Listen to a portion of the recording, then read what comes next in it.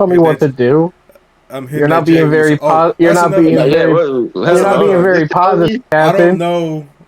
I don't know if you like WWE or not, or wrestling or not, but we do talk about that too. That's the main topic as well. I mean, oh, you said we talk about Vaseline and WWE.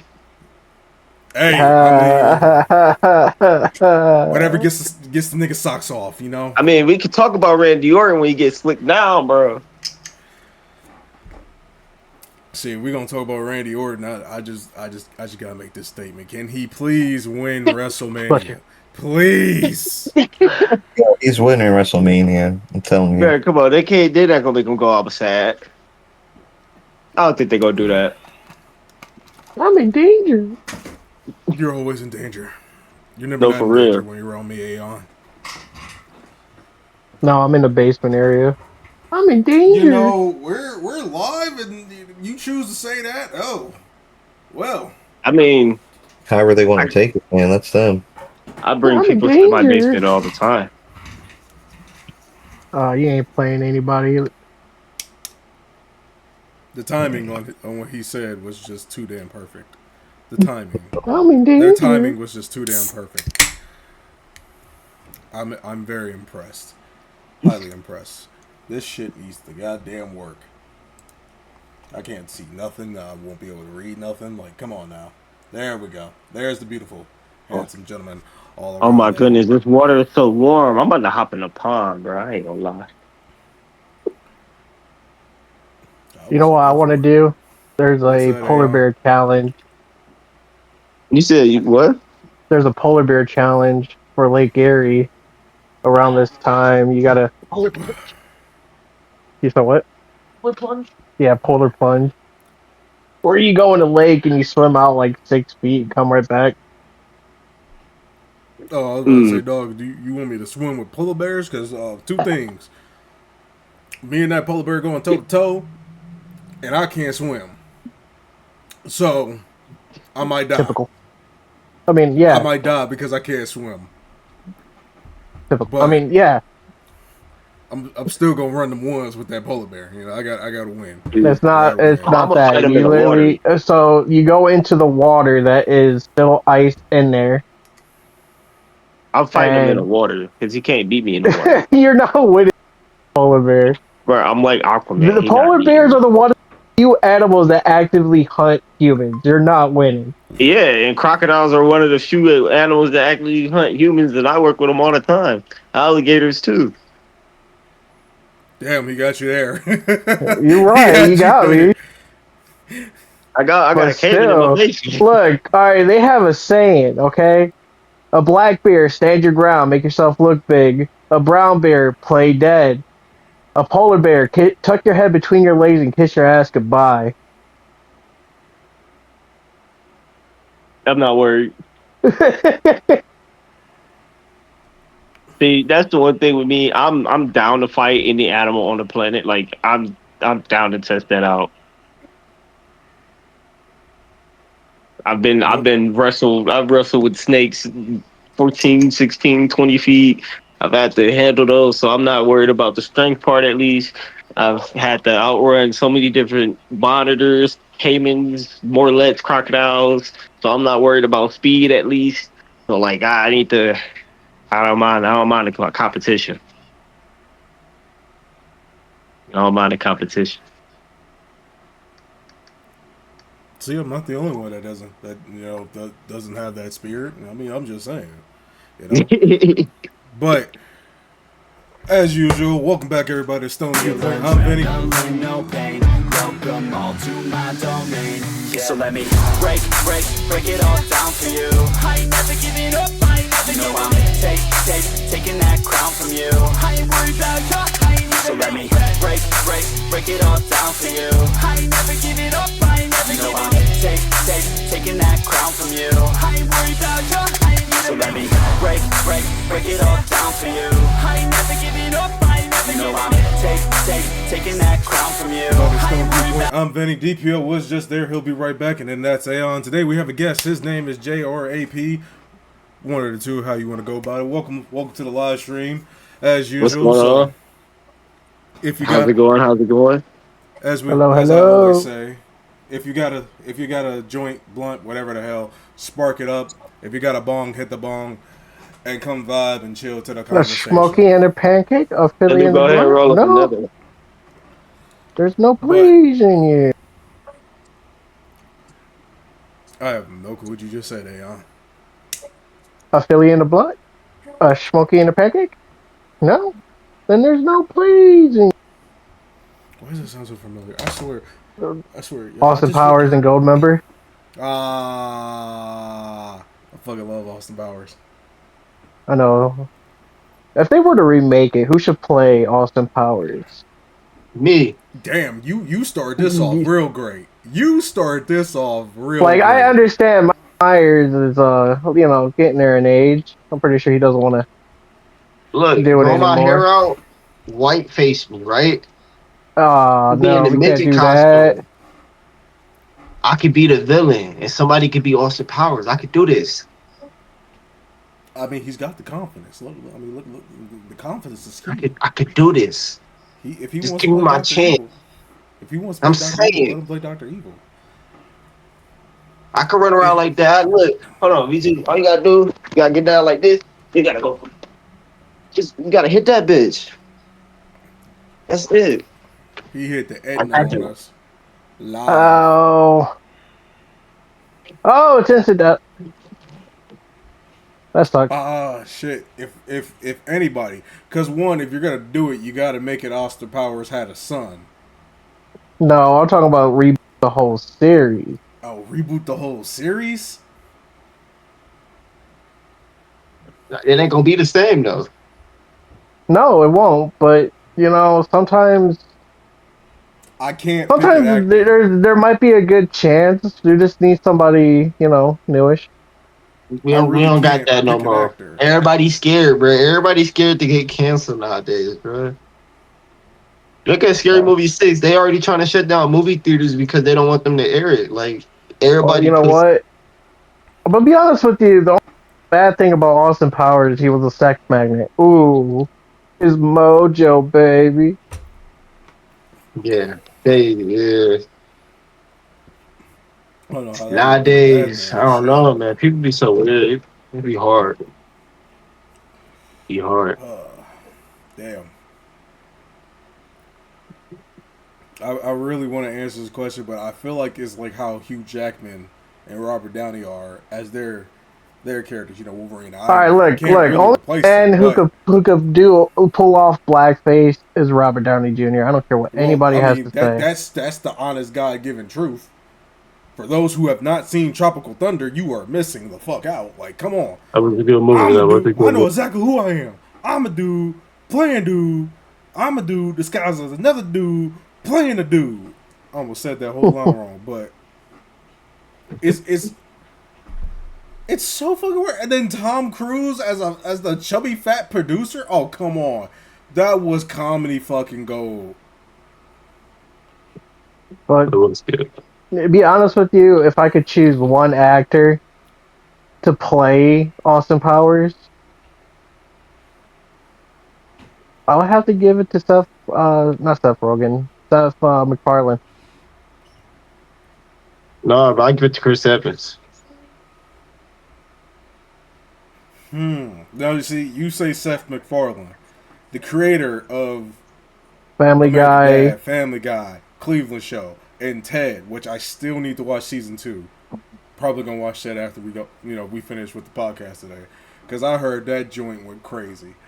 And then AP here said Chris Evans, and I'm literally thinking. So you want to explain my reasoning? I From kind of want to hear behind the both reasonings, scenes. to be honest, because I still can't pick, because like if you take that back, I got somebody. I don't know if anybody gonna agree with me, but I got somebody. Okay, hold on. Let me get my reasoning, and then I want to hear your person. Go right ahead. Yeah. So look, my reason is I seen something maybe like I think it's maybe 3 months ago, 4 months ago now. I seen something about him. He was cracking a joke in an interview, and his friends was saying like he do this all the time. Like this is him. I feel like that joke, that comedy along the lines of Austin Powers. I feel like he could do it. I feel like he could pull it off to a degree. Okay. Okay. I'm not gonna say it's the full extent of the original Austin Powers, but to a degree for a remake, it might just be just enough. All right. All right. I like that. Okay, Aeon. Why do you say Because let's be honest, he's a man of many voices, many talents. He could easily you play not Dr. Evil, Fat Bastard. you not wrong, but like here's my thing. Will Austin Powers sound like Austin Powers or will he sound like Stewie Damn it! Griffin? I can see him doing a British accent. It'll probably sound like Austin Powers. Because now Seth MacFarlane, Aeon here has just gave you gold. Give me matter of fact, give me an American Dad parody of Austin Powers. Not Family Guy. I mean, if you want to do Family Guy, cool, but give me American Dad. Have Steve as Austin Powers and then Roger as Dr. Evil. Plus Roger's got Rogu now, so he's got Mini-Me. Oh, that's gonna be good. But now the question is, who's going to play Mini-Me? You know, the late... I can't remember. Rogu. Roger gave birth to this little mini clone. No, I'm talking about live action, not cartoons. Hold on, wait a minute. Live action Austin Powers. Now hear me out. It just came to me, and the only reason I picked this actor is because I haven't seen too many any movies where he's in like a comedic role besides that one in what was it called? Something Gentleman. Maybe The Man and Uncle too. But I'm gonna go with Henry Cavill. See, I like Henry, but I don't think he really. I don't think I ever seen him in a funny movie. Exactly my point. He would be the underdog. No, I can see him playing as Scotty. I mean, that's not bad, but I would see him as Austin Powers because like it's something no one would expect, and then that gives him a chance to kind of like make the voice. And I won't say drop weight either, even though he is a pretty muscular guy. I'm a pray to God I said the word muscular and not something else. But it also Vinny will totally fuck Henry Cavill. It will building off that with the muscular frame. What if they do something where it's like CGI original Austin Powers, Dr. Evil hits him with this ray that's supposed to make him spirited down or whatever, but he gets his spirits up and he's more built, muscular. And what if that plot got somewhere to go with that? See, there you go. There you go. We're giving these people comedy gold and fucking gold. Welcome back, DPO. We already did the intro. Everybody, there's your favorite musician, DPO. So Aeon started us off with a great question, and the question is, if they were to completely remake Austin Powers, meaning don't bring back Mike Myers at all, completely remake, who would you cast as Austin Powers? Now, AP said Chris Evans. Aeon said Seth MacFarlane. I say Henry Cavill. Austin Powers? Austin fucking Powers. I got a few on mine. Dr. Pepper. Sponsorship, please. I love me some Dr. Pepper. That Dr. Pepper? No, I can see Robert Downey Jr. See, bro. No, I said that too. Take his British accent from Sherlock Holmes and put it towards all that. Oh my god. I could picture Robbie Downey Jr. It just seemed like something he'd be like, I'm bored. Why not? Well, I mean, technically, actually, it can't happen because they did state, and we're actually gonna now move over into the comic book movie topic here, cinema topic here, because Doomsday, they did state Robert Downey is technically only going to be playing Doctor Doom for like the 2 movies, so Doomsday and Secret Wars. After that, they're gonna recast them because they are they're gonna reboot the entire MCU. Okay. And then another thing movie wise, I heard one of my childhood favorite movies, Incredibles 3, is finally in fucking production, and we might get something on Facebook 2028. And yes, I'll be on Facebook. I look for animal shit. Ain't no shame in that. I'll be on Facebook looking for a car. I'll be fooling. Hey, bro, they be calling me old. Niggas still use Facebook Market. Yep, 2028 is when it said. But no, 100%. I use it. Dude, you said Expendables 4 is in production? Incredibles 3 is in production and will release. Oh, Incredibles. I thought you said Expendables. It's officially set to release in 2028. Not a complete date, but we'll get it in 2 years. So I need my nieces and nephews to grow, get a little older. The younger ones. He want to take a little fit. Just grab and be like, "Where are you taking my kid? We're going to the movies. What? They too young. They'll be fine. That'd be good. They're gonna learn some childhood. This is something legendary they need to watch. Completely legendary. I remember it right there. All right, so Jay, I don't know how big of a comic book fan you are, but one thing that I definitely wanted to get into, the Lanterns trailer that dropped for James Gunn's DC Lanterns. Yeah, I knew this one was gonna bug Aeon. Like, I like Lantern. Personally, I love Red Lantern. I don't think I've seen that, but I have to check it out. I do like watching that. I won't speak too much on the trailer then, but there's a whole thing going on about the fact that they showed a Lantern suit, but they're getting mad because they don't have the Lantern suit come on when they use the ring. And I had to take a moment to think when I was reading this, because I'm like, I swear to God, Green Lantern has taken off his costume before. Like, just completely took that bitch off, put it on the fucking rack. And then the truth came out that, he used to do that back then, and then they made a whole nother comic of when he got his ring the one time, he was in space. It took that suit, made it into a Lantern suit, so that's why he could take that off.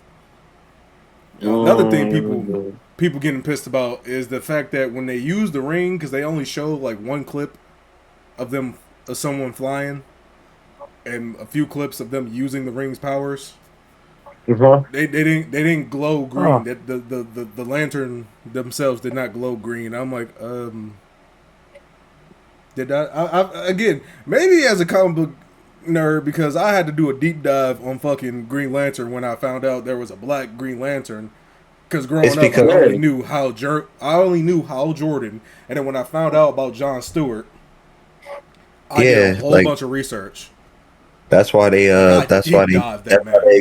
expect the green, because John Stewart, because like when he used to fly, he used to grow green around it. They get a lot of that shit from Justice League. No, you're right. Justice League and Justice League Unlimited. You're 100% right. Yeah, there we go. Justice League and Justice League Unlimited and shit. That's where they get a lot of it from. Damn it! People watch growing up. So when it comes to a lot of the Justice League and those kind of characters, that's where they kind of link it all to before they go fucking read a comic book.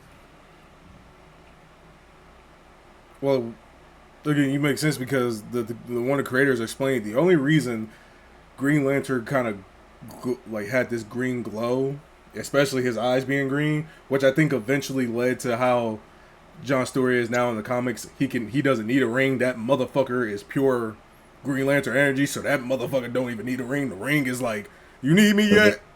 No. My bad. And Justice League Unlimited, they explained that too, because he went through a journey when he went to the Lantern Corps, and they explained to him like, you don't really need the ring. It's all about like the lantern being in you and shit like that. But the ring still like hold like a symbol and shit like that. So they did something like that. Justice League Unlimited, I remember. Fun fact for people. DPO is right, but the creator has stated they gave him that look because they wanted to give him this gimmick to make him stand out, and that, as DPO said, the green energy of willpower flows through him so long because of how long he's been doing it. Boom, bada bing. Which is probably why him, and this is just my opinion, and there's probably some other lanterns I'm probably missing that's on the same like strength level as them, but him and Kyle Rayner fucking they take the fucking cake as lanterns. And to me, they're like my two favorite lanterns because you got a man that's from the military and an engineer that can craft anything possible, but then you also got Kyle Rayner, who's a fucking artist. Like an actual like comic book artist. So anything he can think of and create is nothing.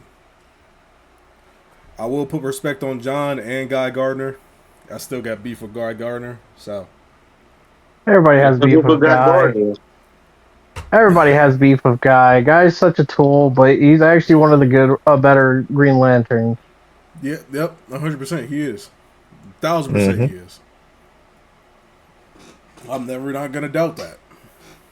But I still have my reasons. Just like bitch Rollins. Oh, you thought you really thought you was gonna get an episode DPO of me not talking about bitch Rollins? Nah, man. Yeah, listen, I'm talking I about you, Seth. I'm talking about you. every- You know damn well your number one hater is gonna say some shit about you. So every gain time your stuff- popularity while you can, motherfucker, with your minions popping up on Monday Night Raw. Just so you What if go he turned hide like a bitch. And pull what a if he damn turned big? Batman. That nigga pulled a Batman. I don't care what nobody tells me. Cause them niggas was swarming like fucking bats like how Batman be. You can't tell me you ain't ever played or read a Batman or watch a Batman movie. Homie be standing there 1 minute and then bats start swarming. They're like, what the fuck? Because if that was me, dog, I'm gonna question that nigga the next time I see him. Talk about And then they what you need. What do you need? that one random. Let me ask you something. up in there, like that's supposed to imitate Seth. Like, bro, what we doing here? I think he was just That- having fun last night. I think he was just having fun. He didn't say a damn word last night, so I guess he was. Shit. That's your favorite wrestler, man. You know it. No, the fuck he ain't. Out of everybody in the Shield, I always like Roman and Dean Ambrose the most. I just really wish they would bring back fucking Dean Ambrose. Just give me I like heel Roman. Dean Ambrose. My bad. What did you say, AP? I said I like Roman. Roman cool. See? I like how he read it. Everybody like Roman, man. That's the point. That's why they brought him back to fight CM Punk because they couldn't get anybody else. I don't even think it was just to bring him back to fight CM Punk. I actually think they had a moment to think and creative and went, look, we need to make this match happen again because it's only happened like a few times. But let these niggas actually go one-on-one in the age they are now versus when they originally went that one-on-one. This match about to go nuts. Okay, these niggas about to pull every move out in their fucking inventory. This is not gonna be some match where it's Ow. fucking Superman punch, go to sleep.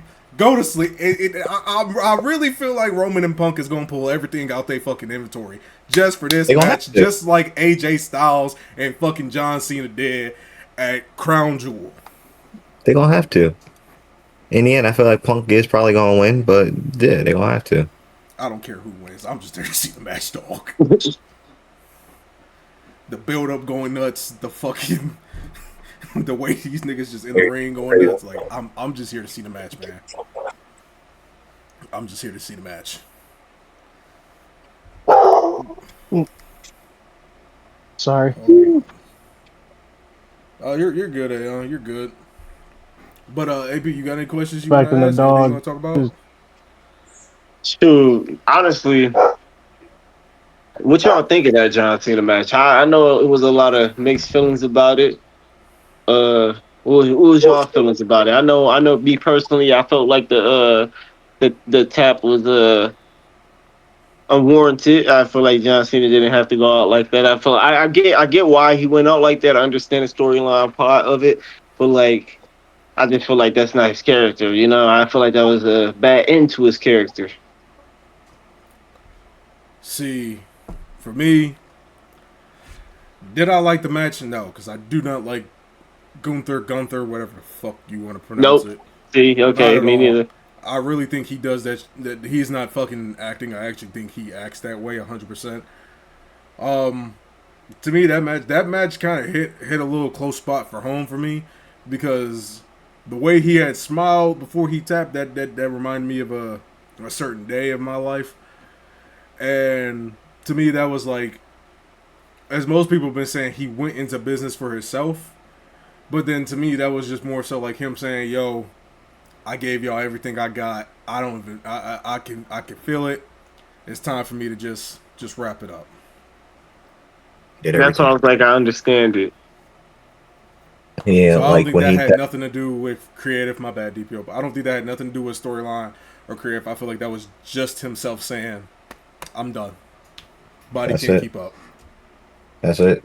Like I feel like he probably did go like Vinny was saying, he went as long as he could in that match, and when it came down to that, him smiling and tapping, he literally couldn't go no more.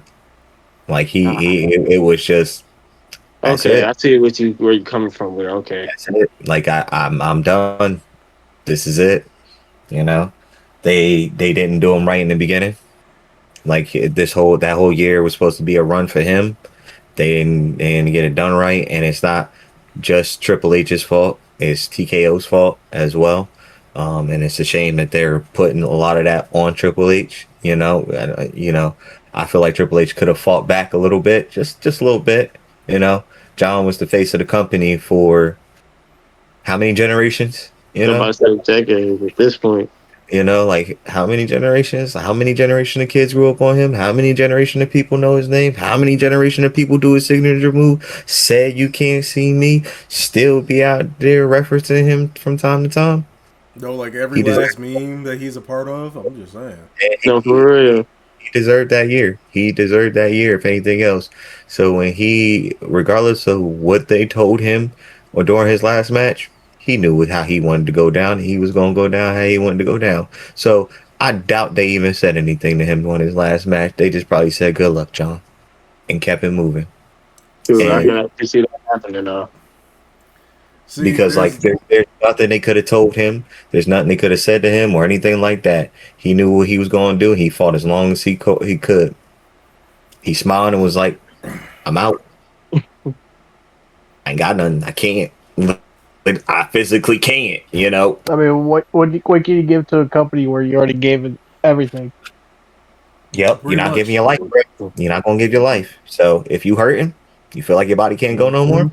I'm not giving my last little bits. My last day, I But gave what I could. no, see, to add on, to give a little bit more information on what DPO just said there. There are like 3 interviews he did close around to that retirement match, and after a retirement match. The last one he did recently after that retirement match would have been the one he did with Cody Rhodes, and apparently in there, apparently he spilled everything that went on behind the scenes, and that's the only one I have not watched because I feel like if I watch that one, then I know it's completely he's completely done. Over. Like that to me that means like there's no more every move. There's no more FUs, aka the attitude adjustment. There's no more 5 knuckle shuffle. There's no more Cena versus Orton, an I Quit match. Love that fucking match. There's no more 2011, and yes, I love this match too because them niggas was duking that shit out. 2011 Money in the Bank where Punk won the fucking case. Won the fucking belt, my bad, and ran the fuck out the building. Out the fucking building. The second match between him and fucking The Rock because at WrestleMania, because that first one was just, I think that one was just fucking garbage, but that's just me. I ain't gonna lie. And this is, I guess we'll call this my Mount Rushmore of John Cena matches. I would throw the AJ Styles one on there, their very first one and their last one. But because of how this match was to me, his street fight between him when he was Dr. Thuganomics and Eddie Guerrero. That fucking street fight where Eddie pulled up in that truck, hopped out that bitch, and started putting belt to ass. That match will always go down as one of my favorites. Okay. R.I.P. Eddie Guerrero. I hope I'm not butchering the name. I know I'm high right now. But You're not. thank you. Thank you for letting me know. But No problem. we all wrestlers, so let me ask you guys this. You gotta pick don't get 5 paid. wrestlers. I'm gonna be honest, you glitched out there, it sounded like you said I want to get pegged. That's your business. I don't know what the fuck you got going on, dog. What are you hearing? You said we're all wrestlers. I said I don't get paid like I'm one. None of us do. None of us fucking do. No, I said, tell me who your top 5 wrestlers are, and in that, explain if you like them better, heel or babyface, and then what is your number 1 favorite match of theirs?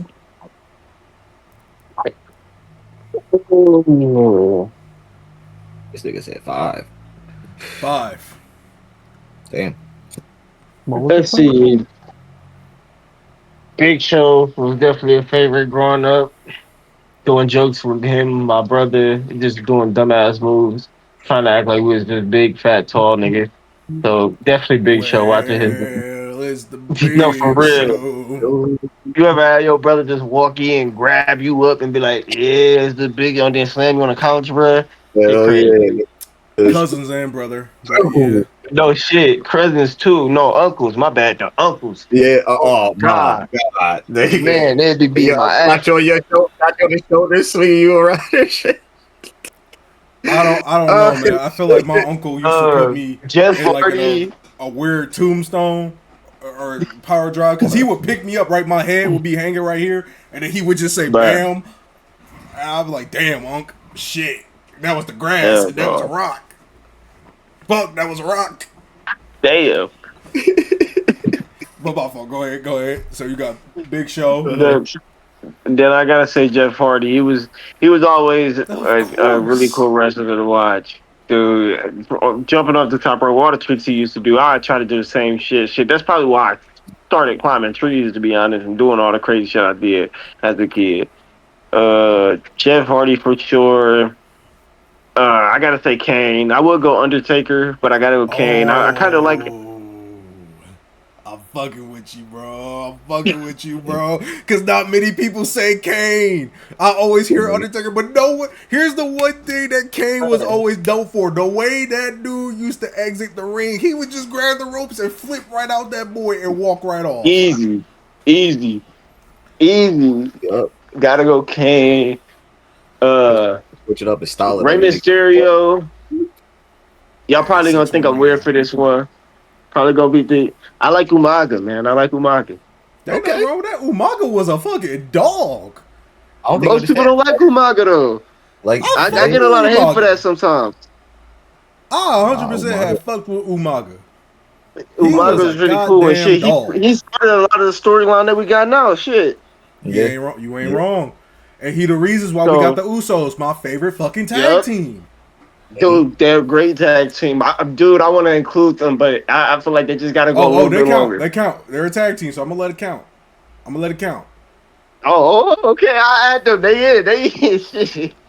I'm going to let it count. But remember, you got to say... They've been whipping ass. Even fuck. It was a trio. Oh, my God. I can't remember names now. I need to stop smoking. Fuck. It was a trio. The New Day, right?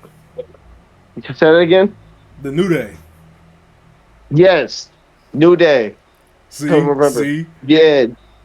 Beat ass. They came, beat ass. But they didn't want to help out. What was his name? Oh my God. See?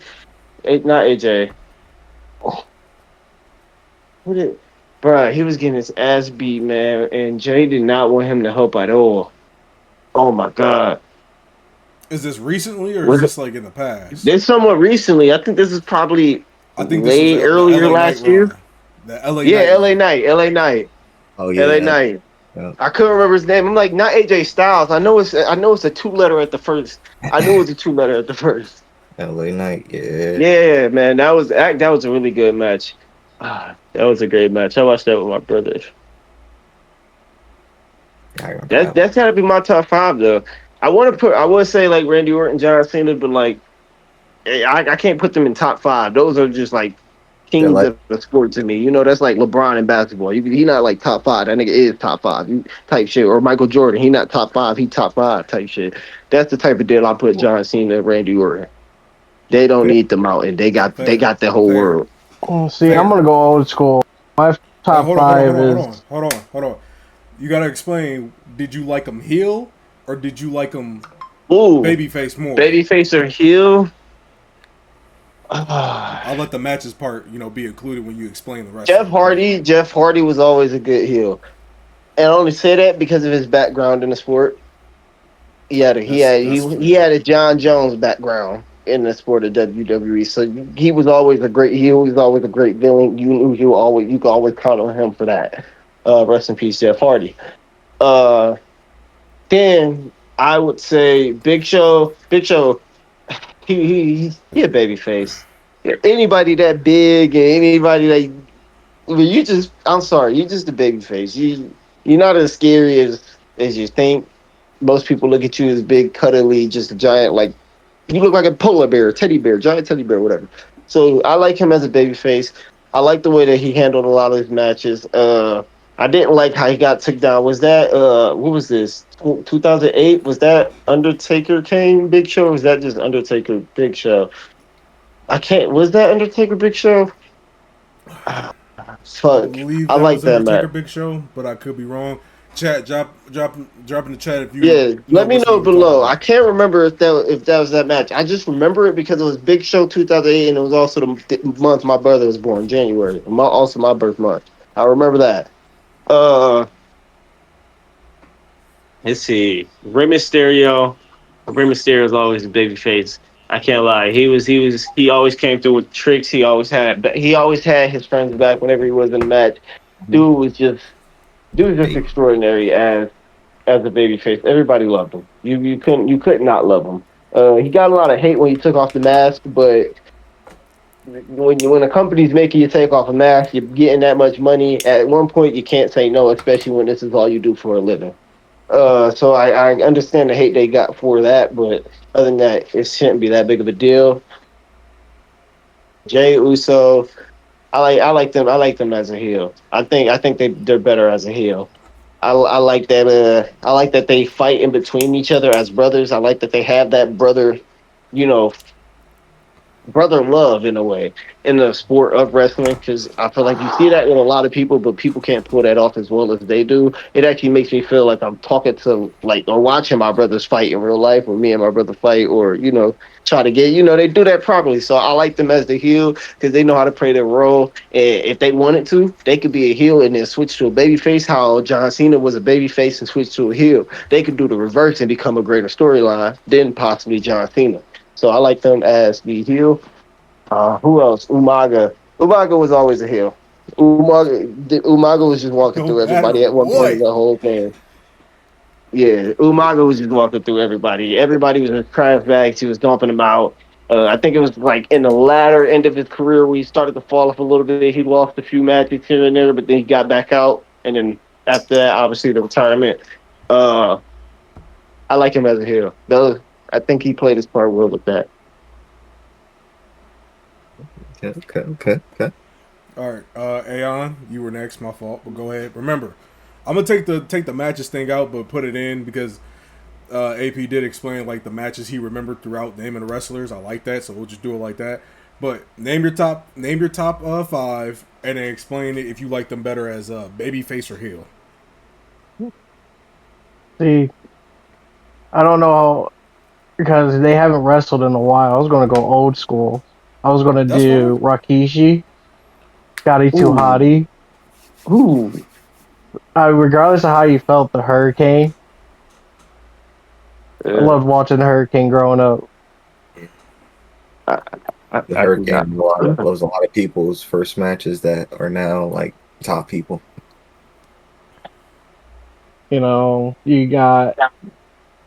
You got the Dudleys, You gotta have the Dudleys. Come on, man. Dudley shit, Brothers. even the Animal.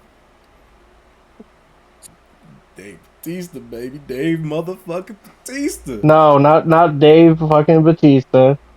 Back in Oh, the yeah, animal. Okay, my bad. I the mixed it up. Animal. That's my fault. That's my fault. Okay. Again, Like, don't get it wrong, Dave it's in our Batista's all fucking right. name.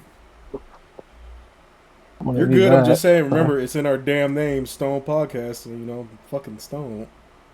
But another good one, how I have to say, the Great Khali. Oh, that man, he Damn. was still fucking wrestling, man. He still Oh, wrestles, but in son. India, he accidentally killed somebody a couple years ago. So Damn. he finally finished. Damn. He's done with it.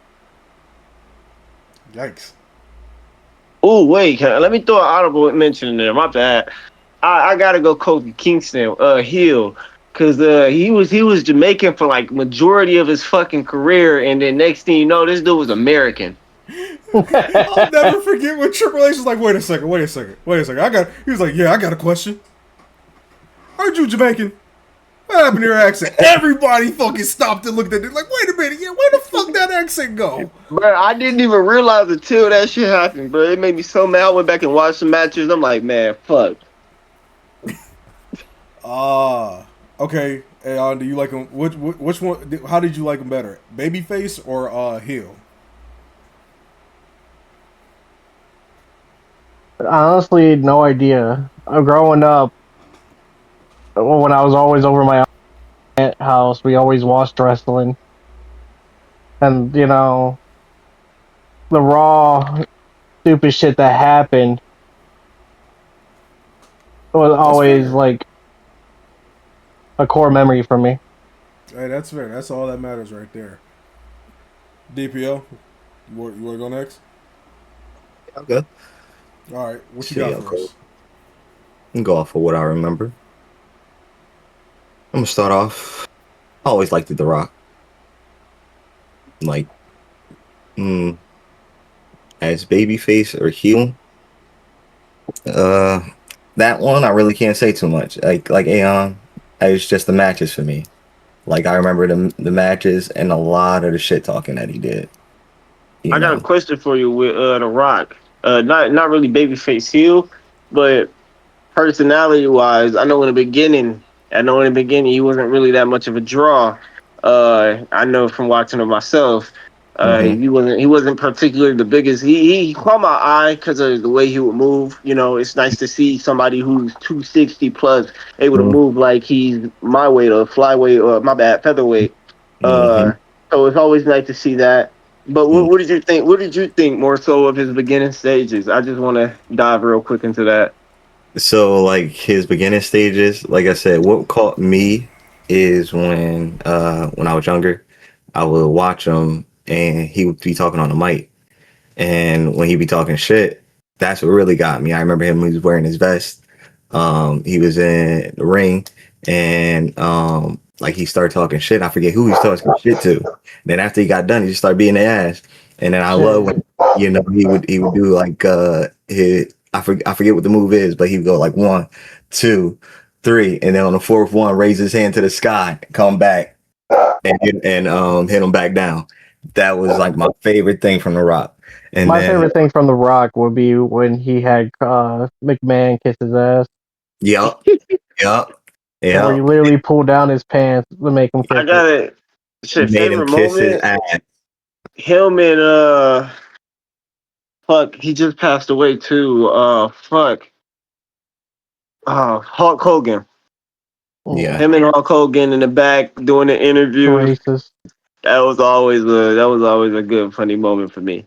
Mm-hmm. And then like back then, like the street fights, like they were actually street fights, so they'll actually be going out into the crowds, actually be going out, to Hmm. the streets, into the front of the arena, like wherever the arena was, like the wherever they was having the event, they would be outside of that, like right there in front, actually fighting. Like I used to love that.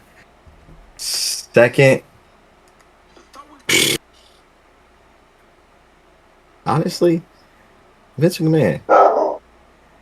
You know, Okay. I saw Okay. Vince McMahon in the ring a lot as a kid. Whether it was him talking, fighting, or whatever, but mainly when I remember him, it was always him fighting. He was in his tank top and his little work pants, um, handling business. You know, his character, amazing. Everything that he did, going to the car, blowing himself up, faking his death, just his character, amazing, amazing. Second, well, I mean, third that I remember,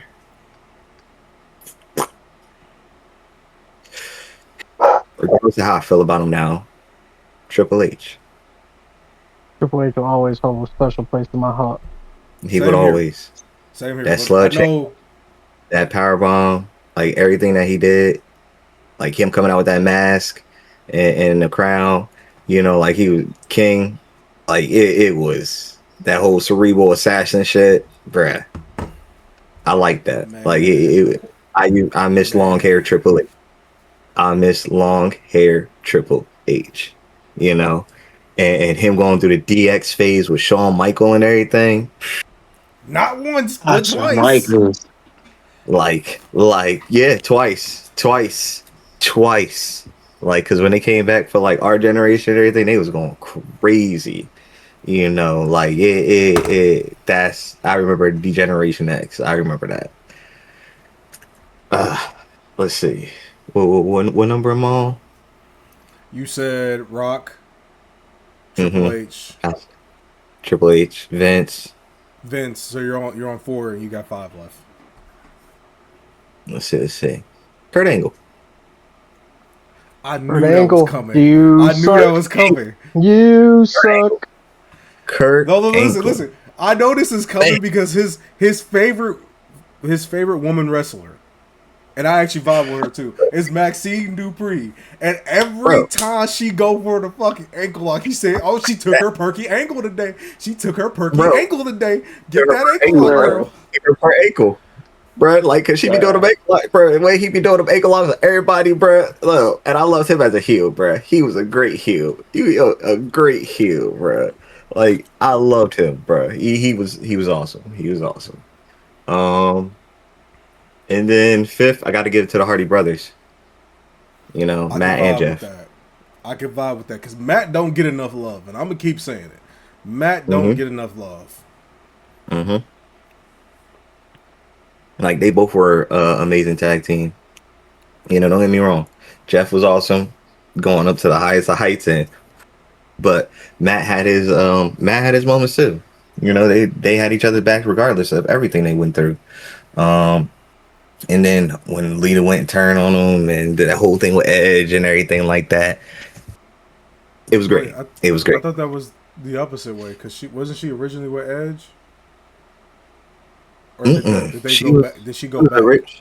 She was originally with Matt and Jeff, and then she went to Edge because I think Matt and Jeff ended up both getting injured, and the team was broken up, so she ain't really had nobody. So it was like you would see her with Edge a lot, and that's when Edge and her started doing. It was like on screen, like they was dating and everything like that. Yeah, I know. I barely remember the whole thing with them and Lita because I remember her mostly with Edge.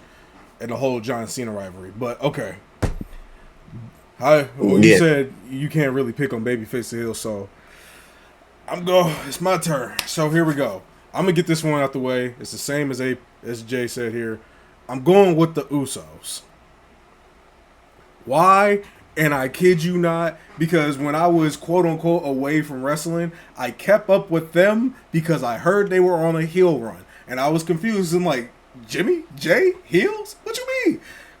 And they weren't fucking lying because the one promo they do, they was like, we went from the all colors to the white and black to the snapbacks. Like, that's when their fucking promos was killing. Fucking killing. Like, I've never seen no team ever have promos with that kind of back and forth. And as Jay said, that brotherly energy and vibe. Like, they was going nuts. And the one thing I also love, no matter fucking what, is their one promo when they went up to the Judgment Day and they started calling out all the teams they said they put on lockdown. And then Jay looked directly at that nigga Dom and said, hey, we started this historic career run with beating you and your daddy. And they told them boys, and it was a whole run for them called the Uso Penitentiary, and I loved it. And I still hate the fact they forfeit the fucking match just so the New Day can have fucking Kofi Mania. Just so the New Day can have Kofi Mania. Was it worth it for Kofi? Yes, but if they didn't forfeit that fucking match, but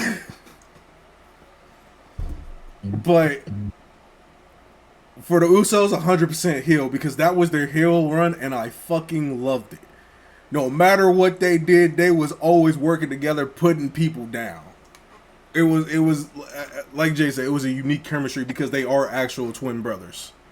And then when they would add, Jimmy's wife Naomi into the mix with some of their stuff, oh my god, comedic and beautiful as hell. No matter what. And Naomi always came in clutch for the Usos, man. Always came in clutch. Next, this was my grandfather's favorite, but he was also my favorite. And that's fucking Stone Cold Steve Austin. I'll be right back. I'll be right back. Okay, cool. Okay. Gotcha. Stone Cold. And for this one, it didn't matter if Stone Cold was healed, it didn't matter if Stone Cold was babyface. No matter what, the moment you hear that glass shatter, I would look around the living room, even if it was my granddad, and just quickly give one of these, the middle fingers, and then put them down. Because I'm like, yeah, the brawler coming out. And one thing I love about Stone Cold, because the internet had to remind me of this bit, is when Vince finally brought his wife into the company to do like the K-fob and all that, they had this thing where Stone Cold could not go around giving niggas ass whoopings unless he was provoked. And I remember that because I love the fact of how he would go to everybody and say, I want you to provoke me. Go ahead, touch me, put your hands on me. And the moment they did the slightest thing, he would get so fucking trigger happy and go, oh yeah, it's go time, it's go time.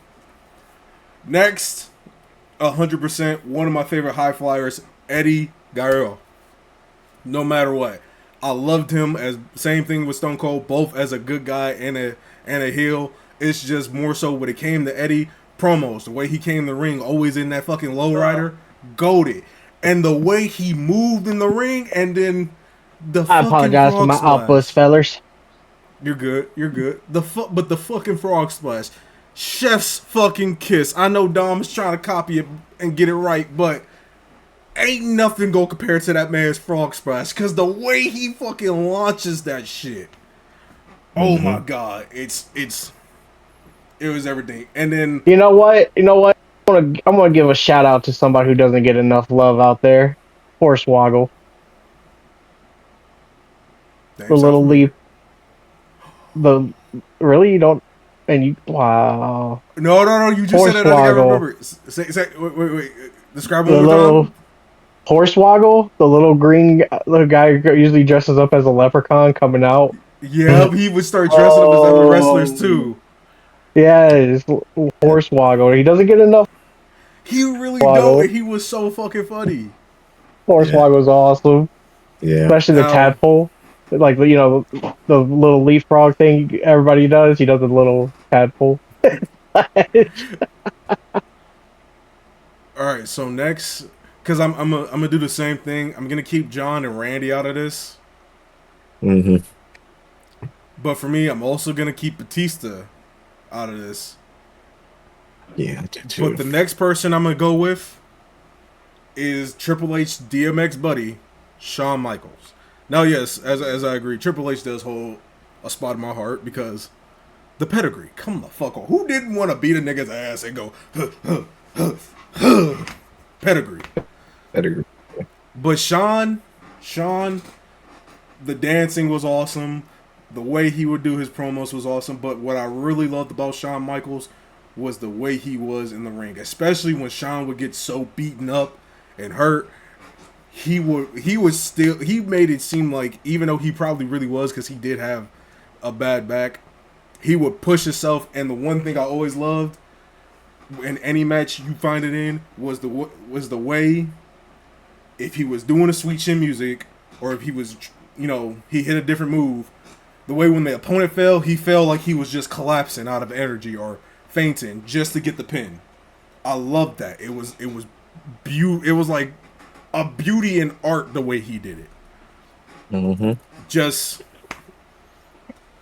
I just got to give it to Shawn Michaels, and the fact that he had this rivalry with Undertaker just to ruin that streak, just to finally fucking end it, but then to lose it all. Oh my god, I wasn't expecting that. I was not expecting that. Now, last wrestler we did bring up already, like all the way in the beginning, but of course, yes, the Tribal Chief, Roman Reigns. Now, do I like him better heel? Yes, because the Tribal Chief run was one of the greatest runs of all time. I'm not here to give it all that, extra glaze that it does not need. But the reason I like Roman is because when they announced that Roman was battling cancer, and I had to watch this man come back after beating it, And then again, because I would sneak off to watch the Usos, you know. And then the Shield came back, and then Seth was a bitch again. And then to have to go battle it again later on, that's the definition of what him and John Cena are. And I'm not gonna say the face of the company, but the men that hold the fucking pillar of the company. They carry that motherfucker effortlessly.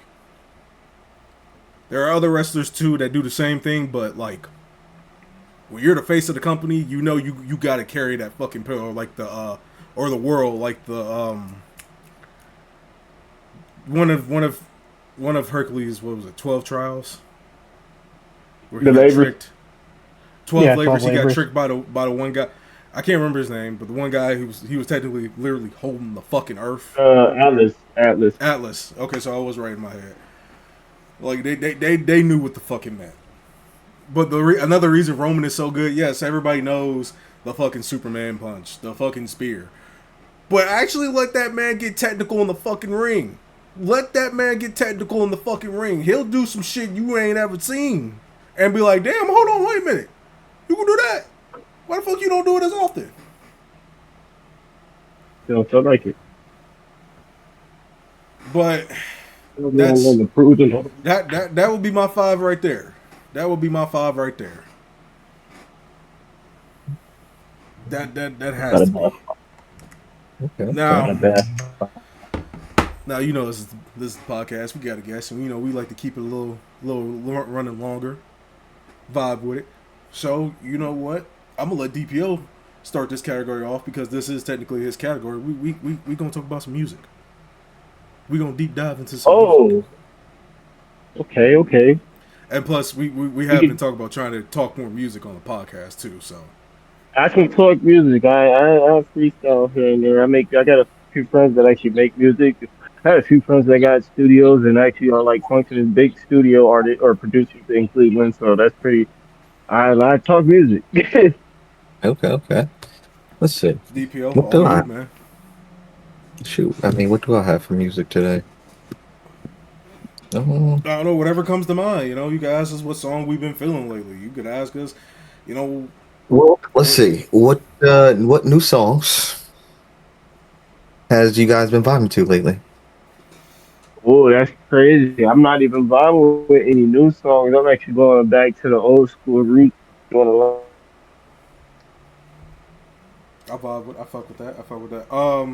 I got He's still talking. He cut out on us, I think. Oh, my fault. I didn't mean to interrupt. There you go. Yeah, you cut out on us. Start calling my phone. And I've been Bone Thugs, Notorious Thugs, Coming Home, and Resurrection, all that Rebirth. Just a lot of Bone Thugs. I've been doing like a lot of Dr. Dre. Still doing just a lot of old school shit. Really 80s, 90s. That's been really the vibe. Especially like working all the hours and dropping the bag. If I can't remember smoking outside during the day. Yeah, that's really been it. You might catch me listening to Fort Minor too. I don't know if y'all know about Fort Minor. Remember the name, especially. That's a really good song. If you want to get in the grind mode, go. That's in my playlist. That's in that workout playlist, baby. Yeah. Especially workout. That's working with animals. Yeah, they are a lot stronger than you might think of crocodile. That's especially when I'm working out. Fort Minor. What about you guys? What's like your favorite Bone Thug song? I know it's a lot of them. I know it's a lot of good ones, a lot of bad ones. Don't get me wrong. Crossroads. That's a good one. Crossroads. Like I heard that a lot growing up, and like even no matter what, even throughout the different stages of my life that I heard it, it always meant something different and always gave me a different feeling. I'm a big Crossroads fan as well. Especially after my grandpa. Crossroads by Linkin Park, right? No, Bone Thugs. Bone Thugs. Which favorite Bone Thugs Harmony song? Yeah, I didn't hear him correctly. He said Crossroads. I'm like, I know that song, but by Bone Thugs Harmony because I grew up with them.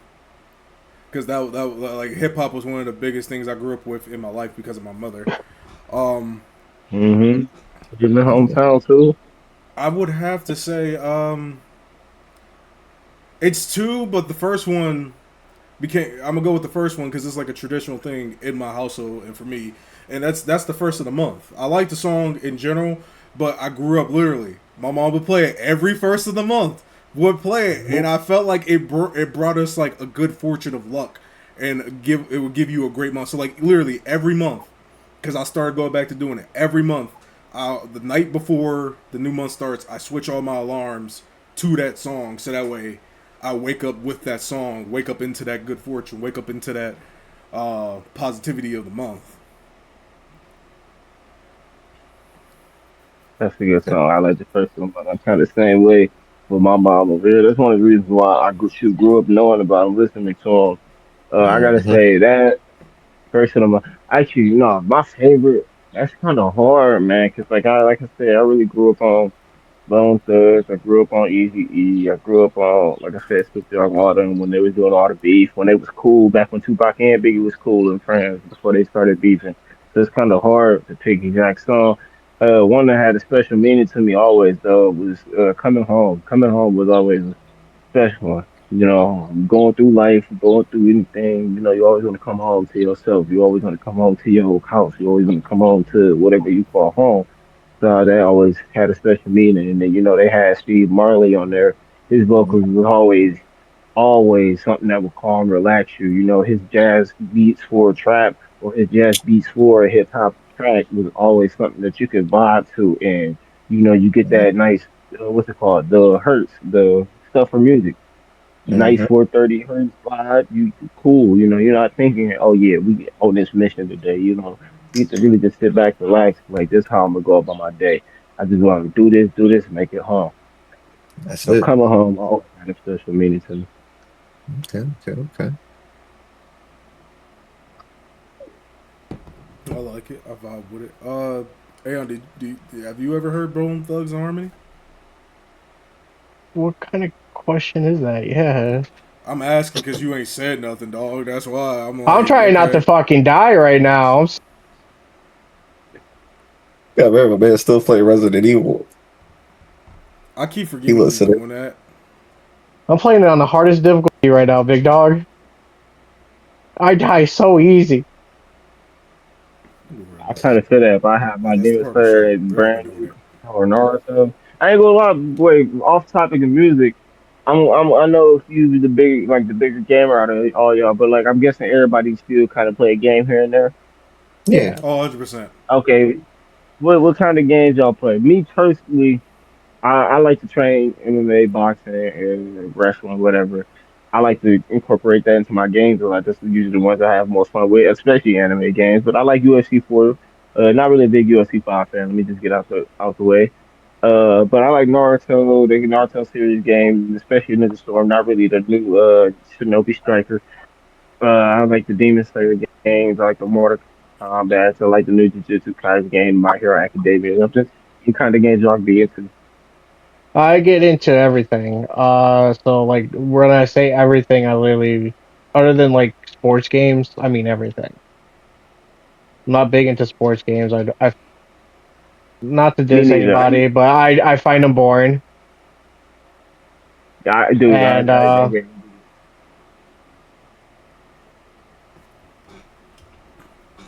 what's it called? But Resident Evil's always been my shit. I've beaten every single one except for Code Veronica because for some odd reason the difficulty on that damn game is like a little too much. I Yeah, think I no, actually I'm remember there. watching these. But I play Warframe. I don't know if you guys are into that. Mhm. I've heard of it. That's the one my brother plays. He's been trying to get me to play it forever. And that and Fort Honor. Close to master rank 25 on Warframe, so if you need help with anything, by all means, more than welcome to help you. The person that's getting into it, I would suggest, yeah, it's worth getting into. It's very interesting. Same here. Yeah, I I haven't got. started yet, but I've been watching these two play it, and I gotta start it like soon. But I I feel that. I feel that. It's a lot of games that I definitely gotta start from other friends. I can't even lie to you. Just find the time. That's the biggest thing. Find the time. I mean, that is definitely the biggest thing. Uh, Time will Pretty always be like much. the biggest.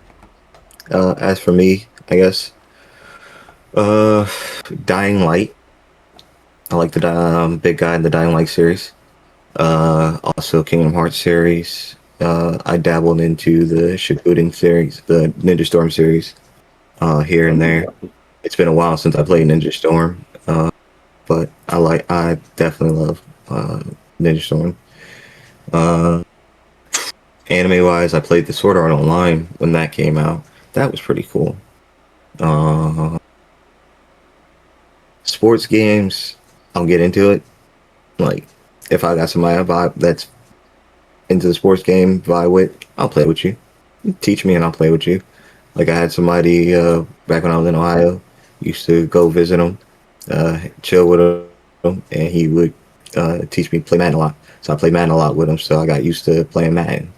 And I didn't mind that because my dad used to play Madden. And so, like, so if I do play a sport, it would be football or Madden. So, other than that, scary games, like I'm saying, like Aeon, I'm pretty much getting anything. It piques my interest, I'll get into it.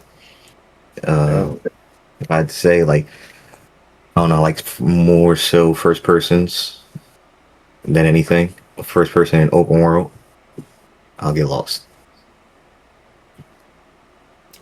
And I've been getting into VR, so been getting dabbling into that too. Yeah, he that on his VR thing. He really does love the game Dungeons of Eternity. I'll say that All as right. much as he has me in that goddamn dungeons. Oh, what kind of dungeons you got them in, Dave? You getting me all hot and bothered. I'm getting a little swampy down here, bro. Hey, You man, need to Okay. elaborate. What kind of You I got need you talking to. I about need you here? to get your rooms together and deal with that later. But the dungeons, you know, for wizard me, in there. oh, go ahead. My fault. You good? For me, I'm pretty much the same as them, but it really has to pique my interest. The like same with sports. It's not really that like the WWE 2K stuff. I'll definitely do that because I love watching wrestling. I actually did wrestling. So that like the new one they're dropping, I'm definitely gonna buy that. Probably make my own little series to that for YouTube and personal streaming. But he froze here. I don't want to be rude and continue talking. I want to give him a moment to come back. At least. No. Okay. I'm Okay. still on here. Yeah, no, Um. I was texting the person who called me. No, you're good. Zombie games. For me, Ooh. mine is because Ooh. they've brought up two already, so I'm gonna bring up mine. Because I play Resident Evil series that I love. Yes, you're right. DBO just got me in the Dying Light, and I actually did really love the story of that. But for me, my personal favorite, well, at least one of my personal favorites, is a game called Days Gone. That's only a PlayStation exclusive. Like you can get it on Steam, but I love the story in it, and I love the fact that the only vehicles they use in the game are motorcycles. Because if you think about it, that's probably your best way of transportation No, throughout be a honest zombie with you, it's apocalypse. bicycles. It's bicycles because you don't have to worry about gas. Another favorite So game of mine look. is Red Dead Redemption 2, and that's because I grew up watching a lot of westerns with my grandfather, so the whole western thing, cowboys, sheriffs, all that really does hold a special place in my heart. And again, with that game, Listen a here, massive open Arthur. world. I have a plan. Dutch, you ain't got a plan. No, quit bringing it up. We're not going to Tahiti, and we don't got the damn money. It's Like, Fiji. Fiji, Arthur. ain't going to Fiji either, Dutch. I love that entire story. I still need to play the first one because they are making a third one. But that I do love, and the feeling to actually be a cowboy, which was a dream of mine as a kid, feels like it got fulfilled. Until maybe I portray a cowboy live on TV one day, but we'll get there. We'll get there when we get there. I can ride you like a cowboy. That is not gonna be Oh, I made him ever flustered, needed. boys. I made him flustered. Flip it, chat. Well, the chat is talking. They just asked what games do I like. Another game I actually really do enjoy because I still play it in my pastime, especially when it came out and most people Bloodborne. didn't like it. Cyberpunk played- 2077. I love the way Cyberpunk is a good game. Now that the majority of it's fixed, it is a good game. But the majority of it is fixed. You got a lot of cool new updates, but I loved it before when it like first came out and people were hating on it. And one, it was a story, but the whole concept of the game really captured my attention because not only are you in this futuristic setting, but you can swap out your body parts to get like weapons, like the mantis hands. I know is very popular to people. For me, I love using the gorilla fist because I'm a guy that grew up watching a lot of movies, especially like martial art movies with like Jackie Chan, Bruce Lee, Jet Li. So I'm any game where it's open world, I can do hand to hand combat. DPO can tell you this. I'm going for it. I'm going straight hand to hand combat if it's an option. I love how this game really gives you your own feel of kind of like the choices, doing stuff like in this kind of again it's futuristic, but you get this anime vibe too. It gives me a like really great anime vibe because I mean they did make it into an anime too, but I just love the surroundings as well, the beauty, the lighting of the game. It's just something very unique to me. I'll give one more game out just to keep it in a nice little bow. This was the Assassin's Creed series. I grew up playing that. Oh, okay. I grew up playing the Assassin's Creed series. Assassin's Creed series is always great. And what made me fall in love with that, same thing, the story, but this was my first ever game where you didn't really get a vehicle. You had to move around. You had to parkour. That's what really made it fun. Like I love like the aspect of where you had a timer, so you gotta haul ass just to get to the location you need to. Like that game would have me in my feels when I had to go and get to a certain place. Cause I feel like, damn, I need to move. Fuck everybody around me. We hopping, we jumping, we going. Yeah. Now, have I played any recently? Not really, because I don't know what it's been looking like lately, especially after Mirage. I didn't see anything. I gave up after Valhalla, to be honest. I heard the newest one, Shadows, was good, but I'll get to there when I get there. I'm playing the VR version of it. I've been loving that. Being I apologize for my outburst, y'all. Oh, that was terrifying. Hold on. We got a comment here. We got a comment here from one of our followers. They ask, Taboo asked here, if you have siblings or cousins, what makes you look at them sideways when they play the games that we mentioned? I mean, to be honest with you, you should never look at them sideways because everybody's going to experience the game a different way. You know, someone wants to take it fast paced. Some wants to take it slow. I mean, sometimes they do stuff like, oh God, you already know how to do the outcome of something just because they did it different than you, or not going the way you're specified. You shouldn't never hold that against them. You should always, That's fair. Yeah, but nobody's going to play a game the same way as somebody else. Well, that's 100% true. I think I get more so irritated. I guess it goes along the lines of that, but I think it's just because of the way how I play games.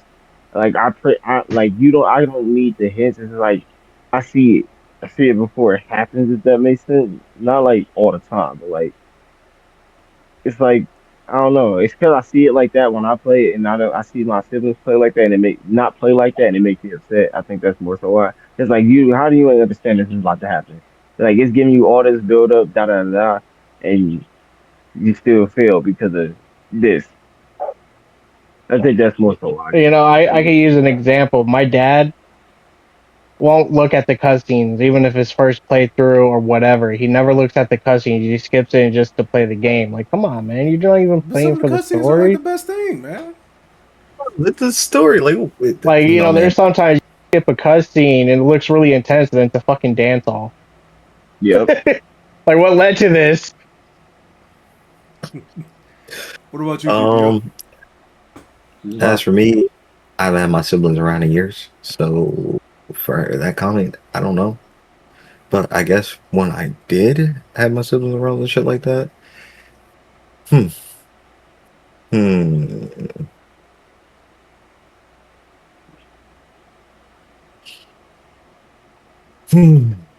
God damn.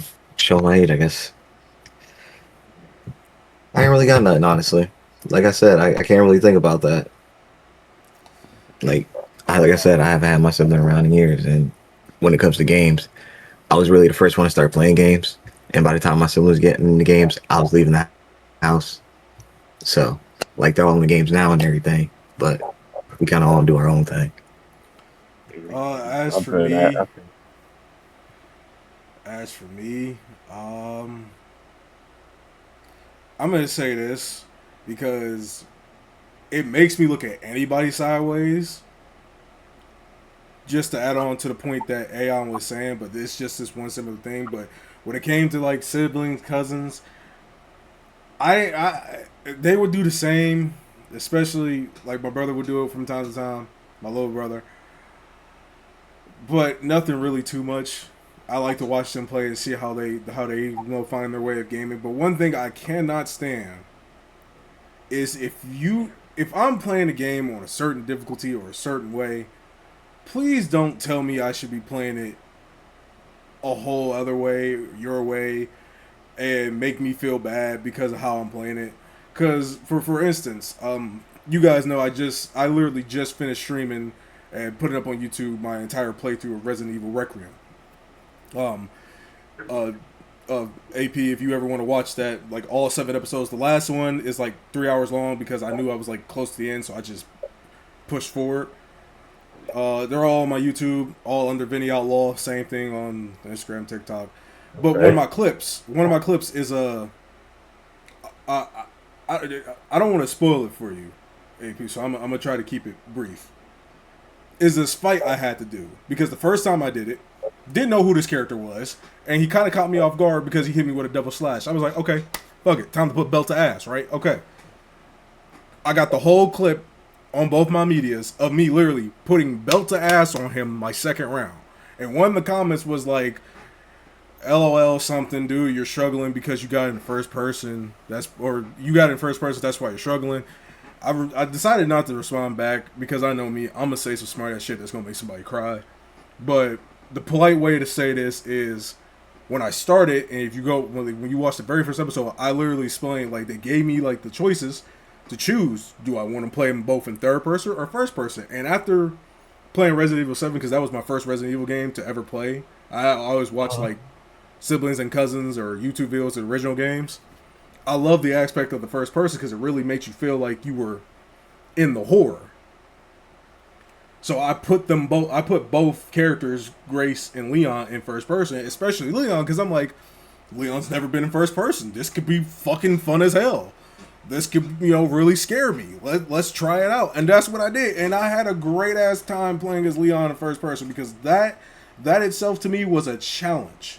Because I'm so used when you play as Leon, you're in third person, so you're aiming from that shoulder view. But as first, it really made me feel like I was in Leon's shoes, and really gave the game a fucking extra level of aura and factor.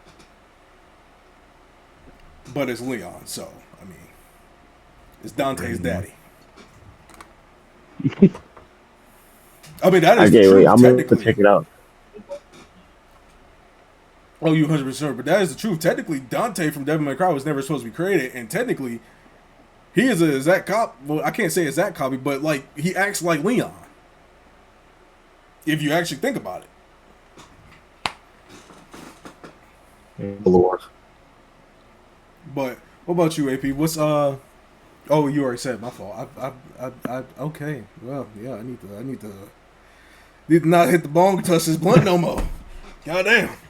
But back into the music. DPO, the question was, what's something I've been vibing with lately?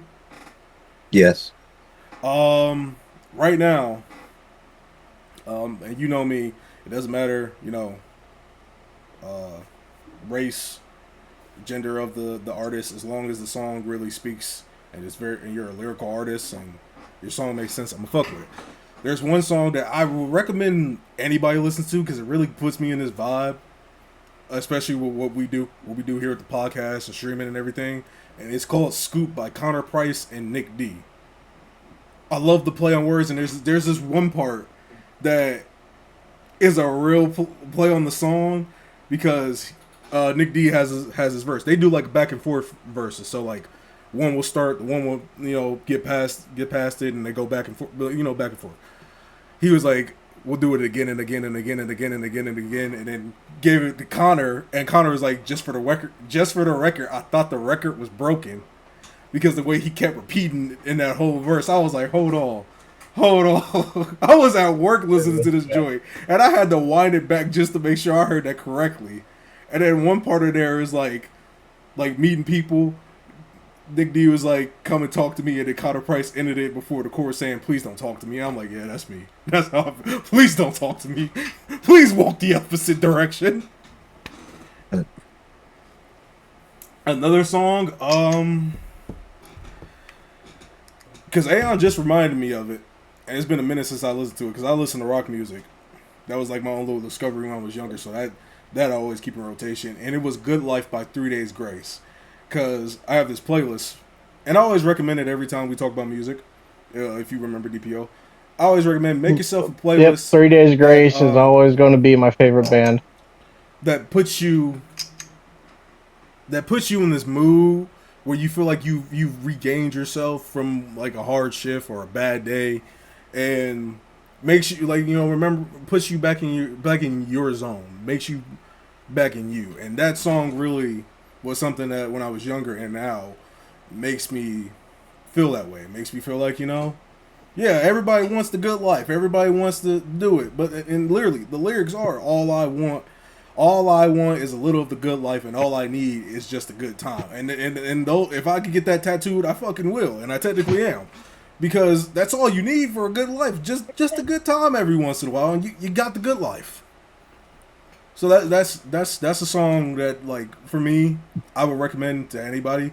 It makes me feel like it picks up my spirits. That and my favorite blues song from and last one, but my favorite blues song that holds a special place in my heart, but also holds my favorite memory, is Spoonful, the Howlin' Wolf version. And it really holds a special place because my grandfather always played blues and jazz music in the car. And that song came on one day, so I went and I learned it. So the next time he had picked me up for school, he played it. I was singing it word for word. He waited for my mom to come pick me up and said, what the hell that boy know about Spoonful? She just looked at her like, Daddy, you be playing that song in the car with them. He's like, no. What he know about that? Because he was in there full-heartedly singing that song.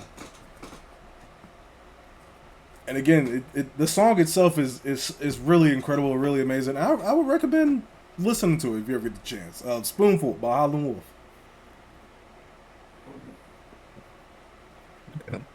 He played jazz and mostly blues, but there was some jazz music I remember, but that was mostly in the house. I was reading a comic. My fault, everybody.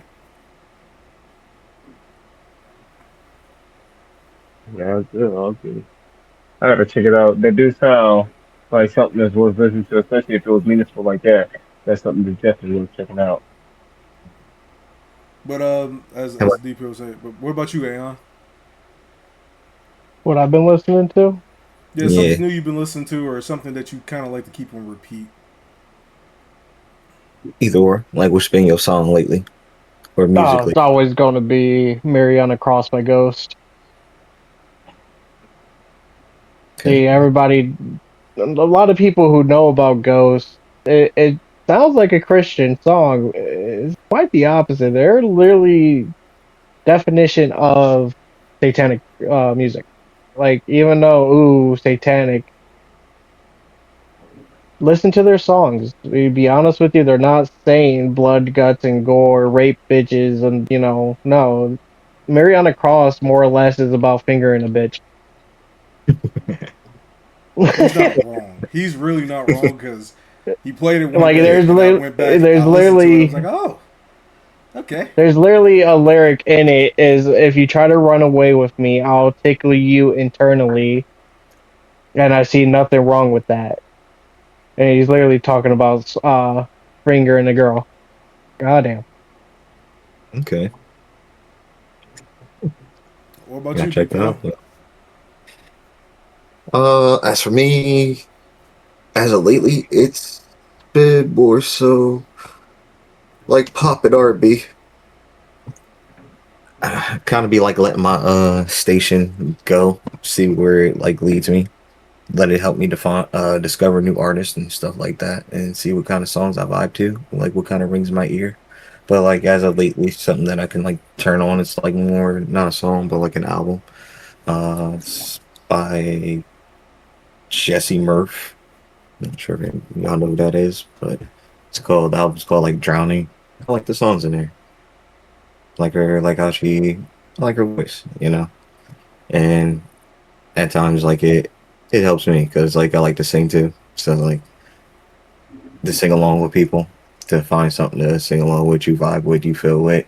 It's all about the feeling as well. Because I don't know when like sometimes I'm in danger. but uh I like to also listen to songs for like the feeling that you get from 'em. Especially when somebody got something to say. I mean, it's always gonna be that feeling because again, I love music deep down so much that I purposely try to remember songs that will explain a feeling for me that I cannot explain myself, because either I'm too caught up in the moment, or I just don't remember how to describe it, or it's a feeling I'm feeling and I just can't describe it. Usually how it goes for a lot of people, honestly. You're not wrong there. You're not wrong. You are not wrong. I do know one It's thing. the universal language, I do music. know one thing. Music will always help me create the stories that I love to write because of the ideas I get from them. Yeah, Mm-hmm. Like, music is powerful, depending on what you listen to. well, I mean, when you're sitting back and you're listening to Nickelback and you're playing animals and something in your mouth, you shouldn't go certain places, but your mind tends to go to certain places. And then you realize you were fucking 7, 6, 8 years old singing that shit. Mm, mm, mm. So another question: Have we're asked by Taboo again 2 questions. I haven't heard anyone say. She said, well, not a question, but she was saying I haven't heard anyone say, "Living Color," "Buddy Guy," and "White Cherry." Now, all 3 of those, yes, all the time. "Living Color" is in my rock playlist. Why? Because of CM Punk, and then 2, I went back, did some more research on the song, and still that song is goated. And I'm gonna make this statement because I saw it been made on TikTok. If you ever actually want to get the fuck out of bed, go make you a damn playlist of WWE intros, and trust me, you gonna wake the fuck up because you gonna try to get out a 3 count. That's what happened with Living Color. I tried to get out a 3 count in a hammock because I'm thinking CM Punk about to beat me and get the pin. I'm like, no, this is my championship. Woke up, my arm up like this. I'm like, oh, I'm at home. I think that was the scariest one because the one before that was Rey Mysterio's theme music now, 619. Because all I remember is him like walking out to the ring. I was like, y'all gave me the legendary luchador. I'm about to get my ass beat. All right, let's take this as a champ. So this is for the chat, but backstory real fast. So I'm having a baby. This will be my first one. I was with Vinny on my way to my baby shower. The baby's due April 24th, but on the way there, I asked him, how many WWE finishers can you honestly take if it was real? Yeah, Like, all three of us were talking about this, and I hit them with, sweet chin music. Be honest with you, I probably can only take one. One it died. I don't know how y'all's gonna do. I'll do three as long as that last one, as I explained earlier, is we're both beaten up in the ring. We feel like we can't keep going. He tunes that band up, wham, and it falls on top of me. I'll take that L. I'll take that L just to get that finisher out of Shawn Michaels. Or, Tombstone. My back's already messed up as is with my job. I don't know. I ain't gonna lie. Damn, that's a good one. I'm trying to think honestly. Damn. Mm. Or how about ye old pedigree? How I could probably many? take a few of those, maybe four. As long as he ain't trying to RKO. do it outside the goddamn ring. Ooh. Now, what kind of RKOs we talking? We talking when he pissed? 09? We talking just out of nowhere? Like, because they all got a Any different of them. level of pain. All of them. Because I could take like, I could take 10 of them. Mm-hmm. If it's 09, I'll do about four. Because if he go for a fifth one, this better be an I quit match, because then I'm done. I'm cool. Fuck that. You got one off the I'll be top rope too. already. Like to me, it don't even matter. Like I'll be too invested. So like we're gonna do this until like I'm knocked out. Wait, is this Oh, an I you quit ain't match lying. still or what? No, I I'm was talking just saying if it about was for real, an I for quit match. real. Like I'm talking about actual get up Stone Cold Stunner. See, he asked Yeah, I me gotta that one feel. too, and I Am I said I fighting? have to sell it. I gotta sell that Oh, I stunner got. like Razor Ramon did and The Rock. I gotta sell it like that. Oh, Oh what's yeah, up? I mean, okay, I can take him Oh, 10, I'm sorry. 15. Yeah, okay, 10, 15. 10, 15. Yeah. You gotta sell them things back to back to back. Yeah, I'm Yeah, taking them till I'm done. easy. All right, let me ask you, fellas. I can't remember what McFoley's was, but that motherfucker is always extreme. Like, I'm not saying that to be crazy either, though. Like, I've been needing the head. I've been kicked in the head. I kick people. I've been needing the liver. Been body reset more times than I'd like to count. Yeah, I definitely could say that. Or yeah, RKO nothing. That's just head. CTA nothing. Shit. All right. I don't remember Mick Foley's either, but we are getting down on that low time. So I'm gonna do a quick speed run on things we missed for the past couple weeks of news that's happened all around and the whole topics and everything. So first things first, Sony is no longer deciding to put their games on Steam. They're exclusively gonna keep them on PlayStation. So going forward, like Marvel's Wolverine, I know God of War 3, not God of War 3, the next God of War game after Ragnarok and the remakes, those are all more than likely going to be exclusively only on PlayStation. Marvel has now also been announced and making a comic that ties in to the new Spider-Man movie that's coming out, brand new day, called Spider-Man Long Way Home, with him, Punisher, and the Hulk, a 5-issue limited series. Like, as we talked about earlier, we did get the look at the first Lantern suit. If you didn't watch the trailer of the Lanterns, I recommend going and watching it. It seemed pretty interesting. Then we have the notice that the Nicolas Cage Spider-Man Noir series that's going to come out is the most mature Spider-Man show ever rated, giving a TV-14 rating. Then we had the first look. Well, I can't say first look, but several looks on the Superman Spider-Man crossover comic that's supposed to have been be released on April 22nd.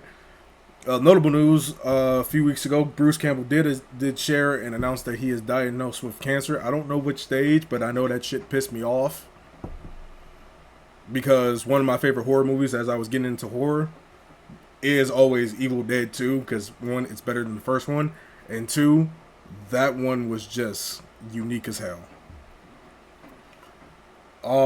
There is a new design for the Flash and the Flash suit by Gavin Gertie. I think I said the name wrong.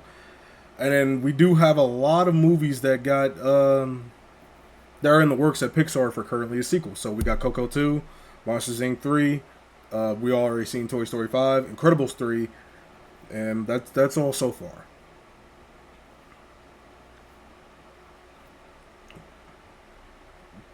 But no, that's everything to go on about. There's still the talks of Assassin's Creed Black Flag getting remade, which that's gonna be great. It's gonna be spectacular. But let's go ahead. We usually do watch one of Jay Pearl's videos. Hold on one second. Oh, one thing that Taboo did remind me of: Sony is going to change people's different prices depending on the level of your purchase, and I believe that was more so on with the PlayStation Plus thing, but I could be wrong. I got to go back and look at that. She has sent us some things too, so we're about to take a look at those as well in a moment here. But hold on a second here. If this will finally work.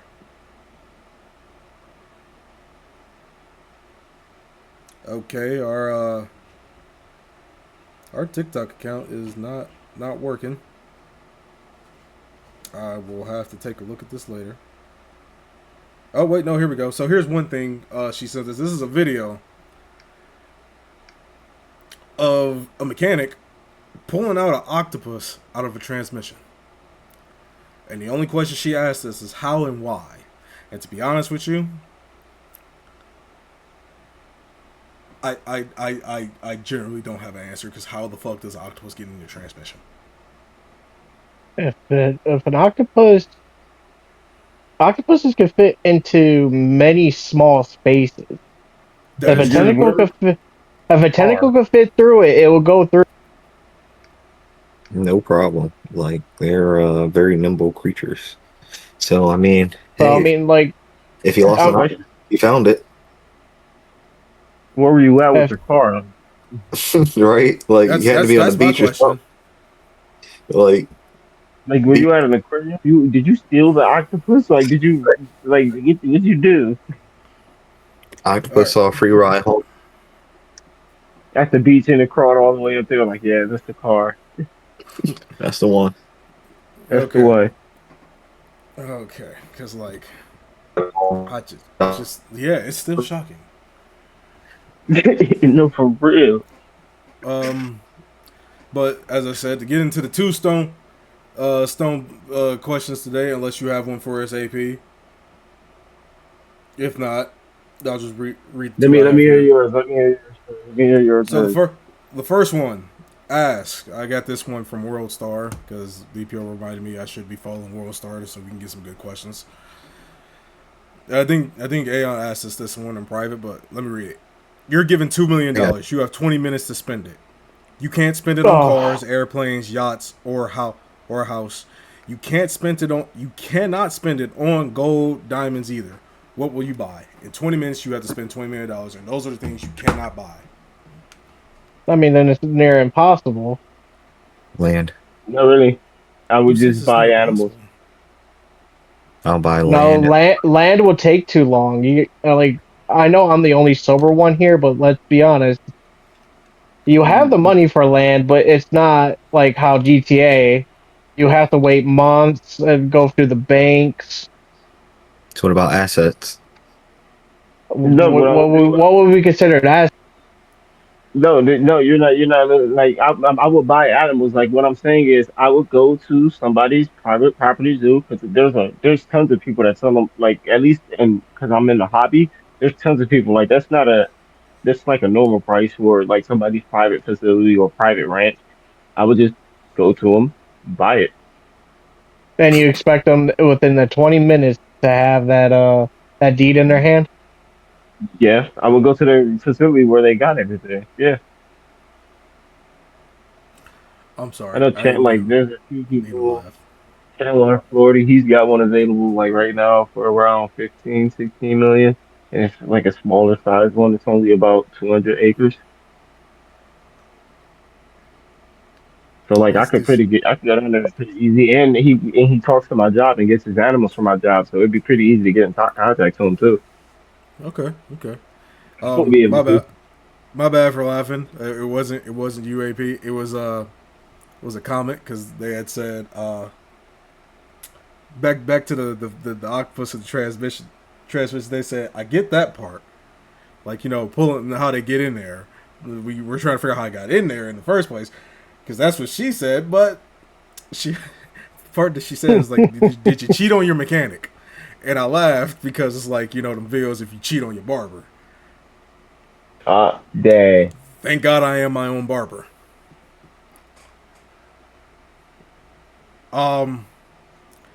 Honestly, but to answer the question, honestly, I'm buying WWE. That's one. If it takes the whole $2 million, cool. I'm fine with that, but I'm buying WWE. It would take too long. It You doesn't have the have to take. lawyers involved.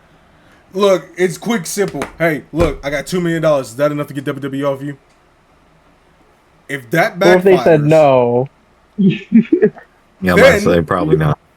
Then get contracts made that damn day. I'm not talking about a week. That day, I need more than 20 people working on a contract to make sure there are no loopholes from these assholes at TKO, just so I have everything. Your best bet will put the $2 million into a stock. Regardless of what stock you choose, that's the stock you're going to put it in. There, bam, $2 million I mean, hey, $2 million. in less than 20 minutes. Fair, Boom. fair. All right. So the next question, the next and/or last question is this: you're at a bar, and a gay dude tells you he's gonna get his female friend drunk for you, but you got to get bro drunk for him. Are you doing it? Describe the girl. But yeah, describe a girl. No, you gotta you can describe imagine. it. If you're gonna do this one, describe the girl. They didn't describe a girl. They just said that. So whatever you can imagine, and I'm gonna be honest with y'all, I don't think I could do that to y'all, cause it's wrong. As much as it'd be funny to see DPO go through that, but it's wrong. Yeah, I don't think I could do it. I'm gonna be wrong. Yeah, just thinking that after the end, like I know that. I'm like, bro. The only reason Aeon is because I feel like Aeon is going to challenge this man, and it will get so worse, so fast that you don't know what happens. safe words pineapple. And then when it comes to you, DPO, it all leads back to the conversation of you're in your room. That question, because you will be more funny. I gotta ask. Hold on, because I was the one that did it. Let me restate the question. It says you're at a bar. A gay guy walks up to you and says, "Look, I will get my woman friend drunk for you, but you got to get the homie drunk for me. You got to get your homie drunk for him. I'm not doing it only because for you it would be so funny because I know you gonna try to assert dominance. Be like, listen here." Whip it out. That sounds like rape. Wait, what? It is. It is. That's the fucking point. But are you taking the deal to get the chick, to get the girl that you probably dream of for the longest? Listen, regardless, hopefully it sounds like rape because you're getting the girl. She's getting the girl drunk. She's not gonna remember. Then she's gonna wake up like, what the fuck? But you're getting the homie drunk, and he's not gonna remember. And now he's definitely wake up going, what the fuck? But it's the girl of your dreams. He's gonna wake up while my butthole hurting. That's always what everybody says. No one ever says, what's this taste in my mouth? I don't like it. Can I get a toothbrush and toothpaste, please? What's the taste? That's fucking. That's a wild ass behavior. This motherfucker's a menace. You're damn right I am. Well, alright, let me ask you fellas something. Go ahead.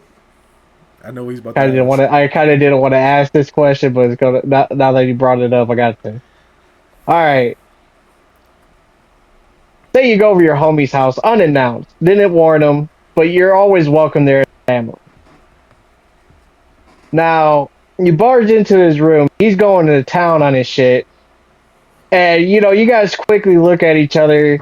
And then he continues, and you continue to watch. Who's gay in the matter? There is no one. Both you're gay. Both of them are gay. It has to be one or the other. The nigga that walked in is gay. I'm gonna keep saying it for the last time. The nigga that walked in is gay. Yeah, you're still watching. Like you didn't like. Oh my god!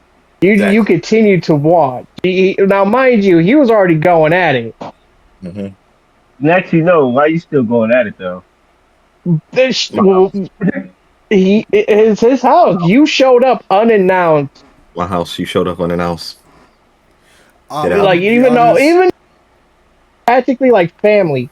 Like everybody has that that friend that would be like that could go into their house without any questions. Like there's that one friend that's always welcome, no matter what. No announcement, just shows up. Always courteous to know, you know. I'm gonna be honest with you, AP. I originally said both because here's my thing, right? You couldn't have told homie get the fuck out. You fucked up my rhythm, like but you just gonna keep going. In my opinion, it's still both. But who's the most gayest is the motherfucker that came in the first place and is just watching. Yeah, he's definitely the most gayest because he's still in there. But it's definitely both, though. There's no way it can't be both. Like I said, you know, you walk homeboy is already going in.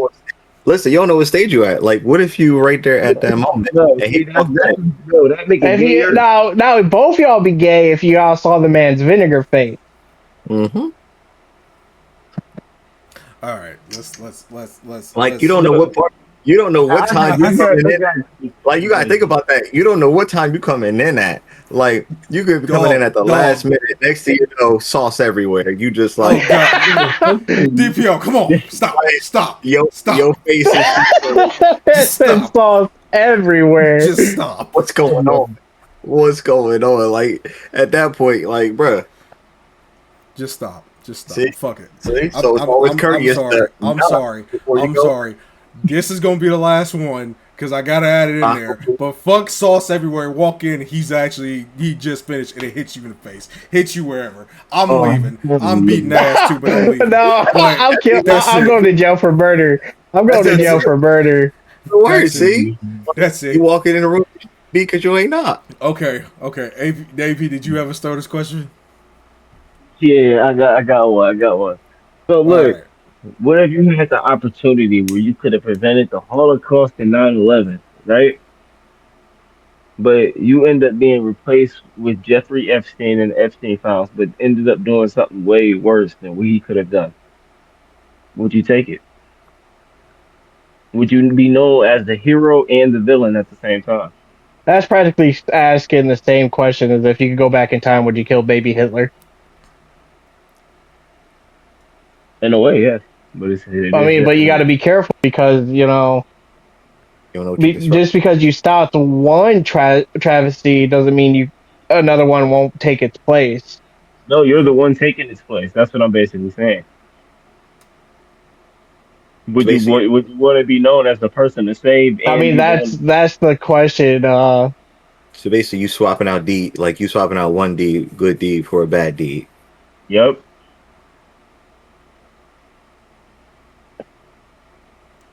I can't take that deal. I'm sorry. I can't take that deal. I cannot. I have a question. Hold on. Do I get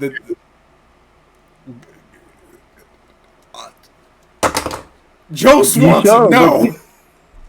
Do I get to? Think about it. You until you're after you're dead. You got to think it's the same situation as pretty much Jeffrey Epstein, just worse. But you saved all this, but until after you're dead, they know. Oh yeah, this what he be doing. Like I'm saying, would you? It's after I'm dead. The question was, if you were to stop, and I'm answering the chat. If you were to stop the Holocaust and 9/11, 9/11, but the consequence is You have to. You basically So become either become the Jeffrey hero Epstein. everyone deserves, or watch yourself become the villain. Yep. Basically, Pretty that. much. The question is, would you prevent the Holocaust and 9/11 if that means you have to literally reverse roles with Jeffrey Epstein, but just worse? I'm not taking that deal. I'm fucking good. I'm worse. You saved so many people though. But like, At what cost? thank you. Like, At what cost? so like, I just say people not going to touch innocence. Oh no, Lord. Eat children? The question is, at what cost? It's not even that. He said, but worse. So the children population would literally decrease overnight, and niggas would be like, "What happened?" You know? Oh Lord, it would be Space Marines in real life, except everyone. Remember, Captain, be positive. Oh Lord. Okay. Well, we're gonna end it there. That was a fucking question. All right, all these were fucking questions today. Whew. That's why the title's called "We Getting Exotic," even though it's not on the Twitch thing. But I come up with the titles afterwards. That's why YouTube you're gonna see it's called "We Getting Exotic" because we got fucking exotic. All right. I guess that's why we got this timeline, not that timeline, right? Oh shit. But anyways, we hope you all have fun, enjoyed. We hope you all lit one up. If you guys wish to be part of the podcast, by all means, join our Discord. Join the Discord, DM us on Instagram, talk to us on TikTok. Even if it's personal, I think Aeon doesn't have a Instagram. I don't know if he's gonna make one yet. I know I do need to tag him on the TikTok. I don't know how to work Instagram. I'm gonna be honest with you. I'm like a grandpa when it comes to the internet. All right, real quick before we fully end, Taboo said she would do it, but it's a great idea. Whatever, release the files on her way to jail. I'll throw everybody down. So the moment that nigga basically, if I go down, you gotta go with me, motherfuckers. But as usual, we hope you had fun. Thank you. See, she's the hero that we don't deserve. 100%. She's the hero that we don't deserve. 100%. But we hope you had fun as usual. We hope you did get a chance to spark up. Thank you, Jay, for joining us. You're welcome to come back anytime. Just let us know. Hit us up. You're more than welcome to always hop in the Discord with us, especially when we're watching WWE like this Friday. Well, we got a whole thing called the late night watch party because WWE is strict on the rules of how to stream it. So it's a little. Hell yeah, that would be fun. Hey, definitely, I want to definitely set up a podcast and do something. I want to invite you to maybe come check out our shit. Definitely. But as usual, we hope you all stay safe. We hope you all stay protected. We hope you all remember that when you come here, it's just a vibe, kind of escape from what's going on out there in the world of stupidity. Yeah, the scary world that we live in. Mike Tyson doesn't approve.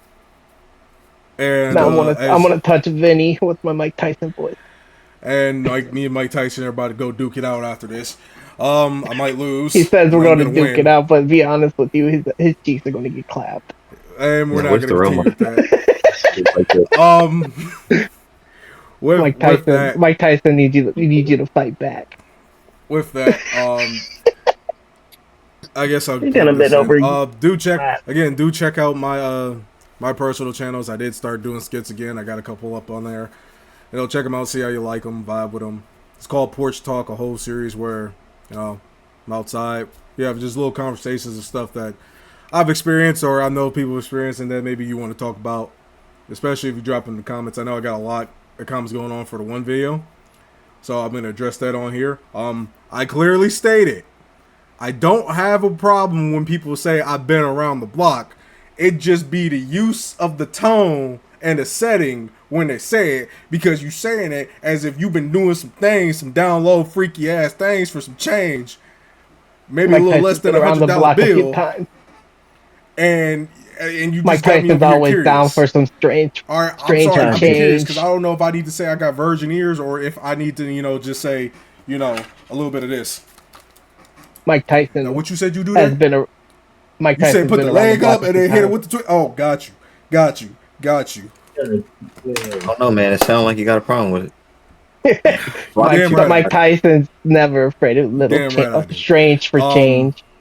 I get told that every day. I get told that I need Jesus and some tests, but as my thing says, rhythm with autism, and I do it every day. But I'm Vinny. That's Aeon. That's DPO, and our amazing guest, Our guest. Jay. And we hope you have a great time. Bye, DPO, as you would, please. Hope everyone. Upset. And we hope everyone has a good morning, evening, afternoon, whatever your time zone is. Like Vinny said, I'm DPO. That's Vinny, Aeon, and our special guest, AP. Good night, everyone.